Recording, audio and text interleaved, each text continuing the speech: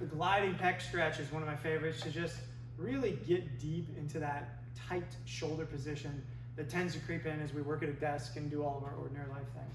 So I'm going to block my hands behind this cage here. You could use a doorway. We'll talk about some mods in a couple of seconds, just in case you don't have something just like this. I'm going to brace a foot out in front of me, and I'm going to try and lean myself through with locked out elbows. Now, first order of business, you might not be able to get here. You might be too tight. That's okay. We'll talk about that. From there, I'm going to dip down. Again, you might not be able to get past this. If you're too tight, that's fine. But the goal is I'm getting through some range, and getting up and down, working through some of that interesting pec space. Now, if you've got bad shoulders, this has the potential to get a little bit grindy, so be gentle. This might start super low. That's fine. The higher I get, you're gonna find a sweet spot. For me, it's probably about right here. I am the tightest through here.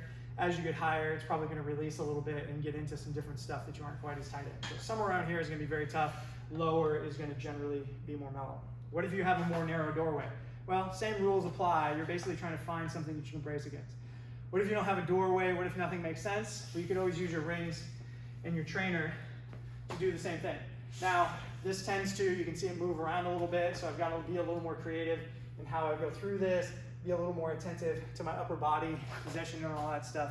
But the idea is I basically find some object that's going to allow me to settle in, get to a place where I'm like, okay, that's a little bit stretchy, and then add a little extra by dipping down into it. And in time, you go, oh wow, I've really got some extra space here.